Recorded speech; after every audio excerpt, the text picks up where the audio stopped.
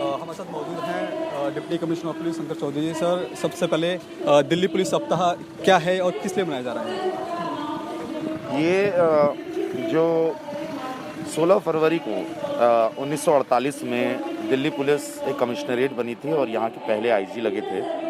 तो as a commissionerate जो इसका वजूद है वो 16 फरवरी 1948 में आया था। उसी को हम रेजिंग डे बोलते हैं, जिस दिन रेज होता है विभाग। अब उसको धीरे धीरे उस दिन से उसका एक्सटेंशन किया गया और उसको एक हफ्ते में हर साल दिल्ली पुलिस अपने जितने भी प्रयास होते हैं, जितने भी गुड वर्क्स होते हैं, जो कम्युनिटी पुलिसिंग इनिशिएटिव्स हैं, जो टेक्नोलॉजिकल इनोवेशंस हैं, जो डिपार्टमेंट के विद इन बेस्ट प्रैक्टिसेस हैं, इसका कोशिश करती है दिल्ली पुलिस अलग अलग माध्यम से प्रचार करने का। इस साल हमारे माननीय सीपी साहब के द्वारा ये एक प्रयास है कि इस तरीके के जनसंपर्क वाहन छोटे और बड़े साइज़ के बनाए गए हैं और अराउंड 15 वाहन हैं और इसके अलावा ट्रैफिक के भी अलग से वाहन हैं, इकोनॉमिक ऑफेंस विंग के भी वाहन हैं। तो ऐसे 15, 17, 20 वाहन के आधार पे जितने हमारे इनिशिएटिव्स हैं जो दिल्ली पुलिस में चल रहे हैं उसको पब्लिसाइज करते हैं। ये सीपी साहब का मानना है कि हमारा एक एनपीएल ग्राउंड में या थानों के अंदर अगर जो हम पब्लिसिटी देते हैं रोज़ाना साल में भी और इस सप्ताह के बीच में विशेषतः उसको अब हम लोगों के बीच में ले जाएं। तो उसी के तहत ये एक प्रयास है, अलग अलग जगह पे किया है। द्वारका में हमने हर सब डिवीज़न, हर थाने को कवर किया गया है। कोशिश की गई है कि जो हाई फुटफॉल एरियाज़ हों, कॉस्मो एरियाज़ हों, अर्बन एरियाज़ हों, रूरल एरियाज़ हों, अनऑथराइज्ड कॉलोनीज़ का एरिया हो, हर तबके के वर्ग को कोशिश किया गया है कि दिल्ली पुलिस के सारे प्रयासों को बताया जाए ताकि उस पर मैक्सिमम लोग उन ऐप्स का, उन इनिशिएटिव्स का, उन एफर्ट्स का उनको जानकारी मिले, उसको यूज़ करें। और अल्टीमेट जो ऑब्जेक्टिव है वो ये है कि जितनी जागरूकता फैलेगी उतनी अगर कोई परेशानी है उसमें तो उसका फीडबैक मिलेगा अलग अलग माध्यम से, सोशल मीडिया मेन स्ट्रीम माध्यम से।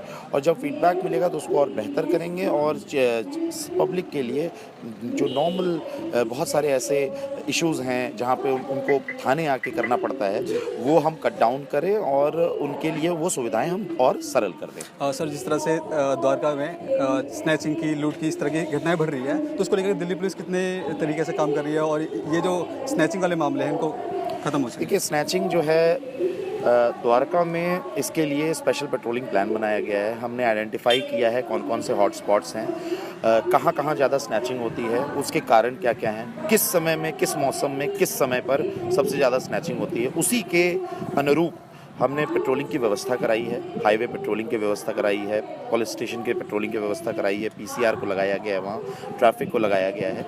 हम अलग से क्रैक टीम भी रखते हैं, डिटेक्शन टीम भी है जो कि अलग से एक स्पेशलाइज्ड एक टीम की तरह काम करती है और उस पर दिन भर प्रयास चलते रहते हैं। हमारे जो चोरी के फ़ोन्स हैं उस पर भी एक अलग से टीम बनी हुई है जो अलग अलग जगहों से फ़ोन्स भी रिकवर करके लाती है। अभी आपको लगभग 300 फ़ोन, 400 फ़ोन हम अलग अलग राज्यों से पकड़ कर लाए हैं और ये प्रयास चलते रहते हैं। प्रयास यही है कि स्ट्रीट क्राइम जितना कम हो उस पर दबिश बनाई जा सके, उस पर प्रयास निरंतर जारी है। सर, साइबर क्राइम की बात कर लेते हैं। साइबर क्राइम इस वक्त काफ़ी चरम पर है। जो क्राइम है उनको उसके ऊपर कैसे उस पर बच सकते हैं? देखिए, साइबर क्राइम के लिए सबसे पहले तो आपको जानकारी होनी चाहिए कि साइबर क्राइम होता कैसे है और उसके लिए क्या क्या पीनल सेक्शंस हैं। बहुत लोगों को पता ही नहीं होता कि जी हमारे साथ साइबर फ्रॉड हो गया और ये एक ये क्राइम है। तो इसके लिए जानकारी देने के लिए हमारी जो एक साइबर सिक्योरिटी की वेबसाइट है उसके बारे में यहाँ पे बताया होगा उन्होंने, www.cybersecuritydelhipolice.in। इसको एक बार आप चेक कर लें तो उसमें सारी जानकारी दी हुई है कि कितने तरीके के अपराध रेगुलर में होते हैं, उनके अगेंस्ट में क्या पीनल प्रोविजंस हैं और उसके लिए क्या दिल्ली पुलिस प्रयास कर रही है। एक हमारा साइबर सेल दिल्ली पुलिस का ही द्वारका में ही है, द्वारका नॉर्थ के थाने में ही है। मैं अब इनफैक्ट अभी वहीं विजिट करने जा रहा हूँ। तो ऐसे पहले जानकारी होना ज़रूरी है और उसके बाद जब जानकारी होगी तो उसके बाद उसका रजिस्ट्रेशन होना ज़रूरी है। और साइबर सेल के लिए अलग से टीम होती है specialized at the level of PHQ and at the level of district also. हर थाने में भी साइबर स्पेशलाइज्ड पर्सनल बनाए गए हैं जो उसको उसको रोज़ाना पेरूज़ करते हैं, मॉनिटर करते हैं और जहाँ तक हो सकता है उसको फिर डिटेक्ट करके क्रैक भी करते हैं। सर द्वारका वासियों के लिए कुछ मैसेज आपकी तरफ से?